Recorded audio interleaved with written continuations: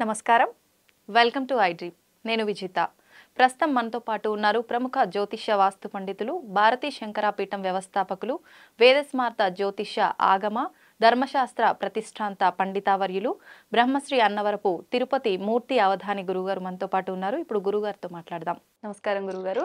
ఓం శ్రీ మహాగణాధిపతయే నమః. గురుగారు, చాలా మంది పూనకాలు వచ్చినట్టుగా, అమ్మవారు వాళ్ళ పైకి వచ్చినట్టుగా బిహేవ్ చేస్తుంటారు. అది నిజమైన గురుగారు? మనమున్న ఈ కలియుగంలో అమ్మవారి దర్శనం అనేది సాధ్యపడదే అంటారా? తప్పకుండా. ఓం మూలాధారే మహిమ్ని హుతవహ నయనీ మూలమంత్రీ త్రినేత్రీ హారాకేయూరవల్లీ అఖిల సుఖకరీ అంబికాయా శివాయా వేదే వేదాంతరూపీ వికటకటితటీ వీరతంత్రీ భవానీ సౌరీ సంసారయోని సకల గుణమయీ తేద్యశ్రీ ఐ నమస్తే. ఓం శ్రీమాత్రే నమః. కలియుగంలో అమ్మ దర్శనం మీరు చేసుకుంటారా? అలా అయిపోతుందా గురువు? మీరు చేసుకోగలరా? మీరు సిద్ధమంటే చెప్పండి, మీకు అమ్మవారిని నేను చూపిస్తా. ఓకే. ఎందువల్లంటే అమ్మా, చాలా తేలికైన పదార్థం అది. మనం అనుకుంటాం కష్టమైంది అని చెప్పి. ఓకే. మన సంపూర్ణ జీవితంలో ఒక 42 రోజుల్ని మనం పక్కన పెడితే అమ్మవారు వచ్చి మనతోటి మాట్లాడుతుందమ్మా. మాట్లాడటం. ఓకే. ఈ పూనకాలు రావడం కానీ ఇవన్నీ కూడా తన్మయత్వం. అంటే ఎప్పుడూ అమ్మవారిని ఆరాధించి మనస్సులో, అంటే బాహ్యకృతం అంతర్గతం. అంతర్గతంగా అమ్మవారి లోపల లీనమైనటువంటి వాళ్ళకి ఇవన్నీ నెత్తివీధి పెట్టుకొని వెళ్తున్నప్పుడు తెలియకుండా అమ్మవారి యొక్క రూప తన్మయత్వంలో చేస్తుంది. ఆ వచ్చేసినప్పుడు వారి శరీరం అదుపు తప్పేస్తుంది. అందుకని ఇష్టం వచ్చినట్టుగా వాళ్ళు కొంతమంది నోట్లో నిమ్మకాయలు పిండేసినప్పటికీ కూడా వాళ్ళకి ఏమనిపించదు. ఆ తత్వ విధానం అదంతా. అదొక విధానం. అయితే మరి ఒక విధానము అమ్మవారిని ప్రత్యక్షంగా మనం దర్శనం చేసుకోవటం. అది సాధ్యమానంటే చాలా సాధ్యపడుతుంది. ఒక 42 రోజులు మనం మన జీవితాన్ని వదిలేయాలి. ఇది మనది కాదు అనేటువంటి విషయాన్ని తీసుకొని ఎక్కడో అడవిలోకి ఎక్కడికి వెళ్ళకండి, మన ఇంట్లోనే మనం కూర్చొని చేసుకోవచ్చు. ఏం చేసినా ఎక్కడ అడవిలోకి వెళ్ళండి, మన ఇంట్లోనే కూర్చొని అమ్మవారికి సంబంధించినటువంటి కొన్ని మూల మంత్రాలు వాటిని మనస్సులోకి ఎలాంటి ఆలోచన రాకుండా మనం చేయగలగాలి. చేసినప్పుడు ఇందాక మీతో ఒక మాట అన్నా, ఇంత చిన్నపిల్లలాగా పరికినలంగా వేసుకొని ఇల్లంతా తిరిగితే బాగుంటుందని చెప్పి. ఆ రకంగా ఒక 2-3 సంవత్సరాల పిల్లలు ఇంట్లో పట్టులంగా పరికిని వేసుకొని గలగలగల తిరుగుతుంటే ఎంత సవ్వడిగా ఉంటుందో ఆ రకంగా అమ్మవారు మన ముందుకు వచ్చి మనం అడిగేటువంటి ప్రశ్నలకి సమాధానం చెప్తుందండి. ఆ రూపం చూడంగానే మనకు ఇంతవరకు ఈ రూపాన్ని మనం ఎక్కడ చూడలేదు ఎవరు అనేటువంటి ఒక తెలియని ఒక ఆసక్తి మనకు కలుగుతుందండి. అమ్మవారు ప్రత్యక్షమవుతుంది. ఇది సుమారుగా ఒక 30 రోజుల తర్వాత. 40 రోజుకి దగ్గర వస్తున్నప్పుడు ఒక 16-18 సంవత్సరముల గల యవ్వనవతి స్త్రీ రూపంలో వస్తుంది అమ్మవారు. అంటే స్త్రీ అనుష్ఠానం చేసేటువంటి సమయంలో పురుషుని రూపంలో, మన్మధుడు రూపంలో అమ్మవారు వస్తుంది. అలానే పురుషుడు చేసేటువంటిప్పుడు స్త్రీ రూపంలో అమ్మవారు వస్తుంది. ఆ వచ్చి అమ్మవారు మాట్లాడేటువంటి సమయంలో మన చూపు అనేటువంటిది అమ్మవారి యొక్క నోటి వంక చూస్తున్నామా, కళ్ళ వంక చూస్తున్నామా, ఈ లలాట స్థానంలో చూస్తున్నామా అనేటువంటిది ఆవిడ గమనిస్తుంది. ఈ 3 కాకుండా మన చూపు ఇంకెక్కడికి వెళ్ళినప్పటికీ కూడా మాట వచ్చేటువంటి ధోరణిలో ఏమాత్రం తేడా వచ్చినప్పటికీ కూడా మన జీవితం అనేటువంటిది కేర్ ఆఫ్ ప్లాట్ఫారం. 36 సంవత్సరాలు పడుతుంది జరిగినటువంటి అనర్థం ఏమిటి అని తెలుసుకోవడానికి. ఎందువల్లనంటే ఒక మంత్రం సిద్ధి పొందాలి అంటే అన్నీ వదిలేయాలి. ఎలాంటి స్త్రీ అయినా సరే వస్తూ మనల్ని ఉద్రేకపరిచే మాటలు మాట్లాడుతుందమ్మా.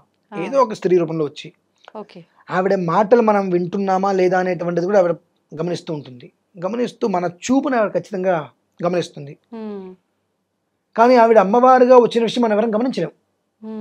అటువంటి స్థితిలో మన జీవితం అనేటువంటిది కంప్లీట్గా తలకిందులైపోయి ఈ ప్లాట్ఫామ్ మీద బ్రతకడం అయిపోతుందండి పరిస్థితి. అలా కాకుండా అమ్మవారి యొక్క రూపం ముఖవర్చస్సు మీద మనం దృష్టి కేంద్రీకరించి వాచామే ఇంద్రియేణ విచ అమ్మవారి యొక్క పెదవుల నుంచి పదాలు ఎలా వస్తున్నాయి అనేటువంటి విషయం దృష్టి, ఆమె చూపు అనేటువంటిది తీక్షణ దృష్టి ఎలా ఉందనేటువంటి చూడటము, ఆమెకి ఇక్కడికి లలాట స్థానం, ఈ లలాట ఈ మూడిట్ల మీద మనకు దృష్టి కేంద్రీకరించినట్లయితే అమోఘమైనటువంటి మేధా సంపత్తి మన సొంతమవుతుంది. అనంతరం అమ్మవారు అక్కడికి వచ్చి కూర్చొని మీరు ఇక్కడ అడిగితే ప్రశ్న అక్కడి నుంచి ఆవిడ సమాధానం చెప్తుంది మీకు. ఇవి రీసెంట్గా మన పీఠంలో జరిగినాయి అమ్మ. ఆ జరిగినప్పుడు నేను అంటే ఇతపూర్వం దసరాకి ముందు నేను ఒక వీడియోలో చెబితే యుఎస్ఏ నుంచి కొంతమంది వచ్చారు. నాన్ సెన్స్, అమ్మవారు లేదు, ఎవరు లేరు, ఏం జరుగుతుంది అంటే, రండి అమ్మవారు మీకు దర్శనం చేయిస్తాను, నేను ఇబ్బంది లేదు, మీకు శక్తి ఉండాలి అన్న. వచ్చారు, కూర్చున్నారు, ఒక 18 మంది ముత్తైదులు చుట్టూగా కూర్చున్నారు. 18 శ్రీచక్రాలకు ఆరాధన చేస్తున్నారమ్మ. చివరి రోజు విజయదశమి రోజు నాడు ఇక్కడ కూర్చున్నారు. అమ్మవారు ఎలా మాట్లాడుతుంది, ఏం చూస్తుంది అనే విషయం కూడా నేను వీడియో తీస్తాయినా నేను చూస్తాను అని వీడియో చూస్తూ ఫోటోలు తీస్తూ పెట్టుకుంటుంటే కొన్ని మంత్రాలు పారాయణ చేసి వజ్రంతో నీళ్ళు తీసుకుని అమ్మవారి ముఖం దగ్గర ఇలా పెట్టారమ్మా. పెట్టినప్పుడు ఈ కంఠం దగ్గర ఉన్నప్పుడు ఎలా అయితే కదలిక ఉంటుందో ఆ ఈ కదలిక అందరూ గమనించారు.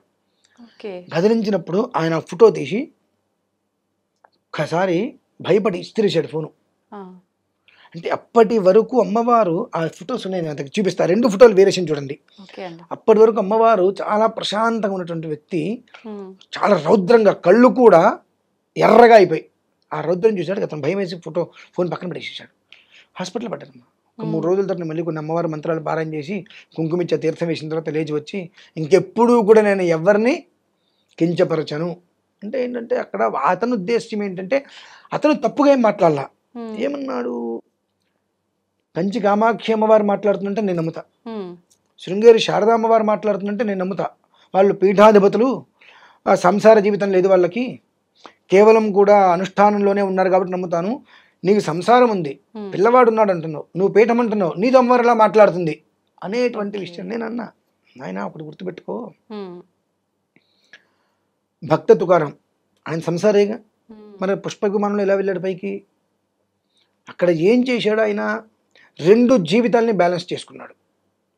ఇటు కుటుంబంగా వ్యక్తిగత జీవితంలోకి దేవుణ్ణి ఎంటర్ చేయాల, వైదికంగా అమ్మవారి దగ్గర ఆరాధన చేసేటువంటి సమయం కుటుంబాన్ని ఎంటర్ చేయాల, రెండిట్లకి మధ్యలో గీత గీశాడు. ఈ డోర్లోకి వెళ్తే ఇది సంబంధం లేదు, ఈ డోర్కి వస్తే ఇది సంబంధం లేదు, అలా బ్యాలెన్స్ చేసుకోగలిగాడు. అందుకని ఆయన్ని పుష్పక విమానం వచ్చి తీసుకువెళ్ళింది. అలానే నేను ఇలా బ్యాలెన్స్ చేసుకోగలుగుతున్నాను అన్న దానికి నమ్మక వచ్చి ఫోటో తీసి వీడియో తీసి ప్రయత్నాలు చేశారు. ఏంటంటే ఏదైనా మన నమ్మకాన్ని అనుసరించి ఉంటుందండి. చాలా మందికి నేను ఛాలెంజ్గా కూడా చెప్పా, 42 రోజులు మీరు కనుక వచ్చి కూర్చుంటే అమ్మవారు మీరు అడిగేటువంటి ప్రతి ప్రశ్నకి సమాధానం చెబుతుంది. మీరు వచ్చి 42 రోజులు కూర్చోగలరా? నేను నిరూపించగలను. ఇంకొక చిన్న మాట కూడా చెప్తా. నేను అగ్నిహోత్రంలోకి దిగి హోమం చేస్తూ ఉంటా. నిజంగా ఆ శక్తే కనుక అమ్మవారు ఈశ్వరుడు ఇవ్వకపోతే దిగి చేస్తానా? దీని మీద కూడా చాలా మంది చాలా రకాలుగా మాట్లాడారు. అది సెకండరీ, ఇంకొక దాంట్లో మనం చెప్పుకోవచ్చు. అది మరి అందులో కూర్చొని నేను ఎలా చేస్తున్నాను, దేనికి ఏది కలపకూడదు, ఏ జీవితానికి ఆ జీవితం అనేటువంటిది దాన్ని నిర్ధారించుకుని దాని విధానాన్ని అనుసరించుకుంటూ వెళ్తే ఎలా అమ్మవారి దగ్గరికి మనం వెళ్ళటం కాదండి, మనం చేసేటువంటి పనులను దృష్టిలో ఉంచుకొని భగవంతుడు మనల్ని వెతుక్కుంటూ రావాలి. మనల్ని వెతుక్కుంటూ వచ్చేటువంటి భగవంతుడు ఎప్పుడు మనల్ని వదిలిపెట్టేవాళ్ళు. మనం వెతుక్కుంటూ అమ్మవారి దగ్గరికి వెళ్తే మనం పట్టుకున్నంతసేపే ఆవిడ ఉంటుంది. మనం వదిలేస్తే ఓకే నీకు వద్దు కాబట్టి వదిలేసి ఎవరైనా వెళ్ళిపోతుంది ఆవిడ. అదే మనం చేసేటువంటి ప్రక్రియలకి ఆవిడ వచ్చి మనల్ని పట్టుకోగలిగితే జీవితకాలం మనల్ని పట్టుకుని ఉంటుంది. ప్రశాంతమైన వాతావరణం అక్కడ ఏర్పడుతుందమ్మా. అందుకని కలియుగంలో భగవద్ దర్శనం చాలా అంటే చాలా తేలికమ్మా. ఎందువల్లంటే అదేంటండి అంత తేలిక ఏంటంటే 100 సంవత్సరాల జీవితం పోని 60 సంవత్సరాలు, 60 సంవత్సరాల జీవితంలో 42 రోజులు ఏపాటి? ఈ 42 రోజులు మనం ఎప్పుడైనా కూర్చోవచ్చుగా. ఇప్పుడు మనం 8 సంవత్సరాలు ఉద్యోగం చేసిన తర్వాత గవర్నమెంట్లో కొంతకాలం సెలవిస్తారు మనకు. 42 రోజులు నువ్వు సెలవు పెట్టి హాయిగా ఇంట్లో కూర్చొని నీ కుంపటి మీద వంట చేసుకుంటూ నువ్వు వ్యవహారం చేసుకుంటూ చేయొచ్చుగా. అది మనకంటే భగవంతుడి యొక్క సాక్షాత్కారం మనకు దొరుకుతుంది అని అంటే ఆ మైండ్ అటు వెళ్ళనివ్వదు, ఆటోమేటిక్గా మార్చేస్తుంది మొత్తం. శనివారం వచ్చిందా పబ్బుకి వెళ్దాం, ఆదివారం వచ్చిందా పార్కుకి వెళ్దాం.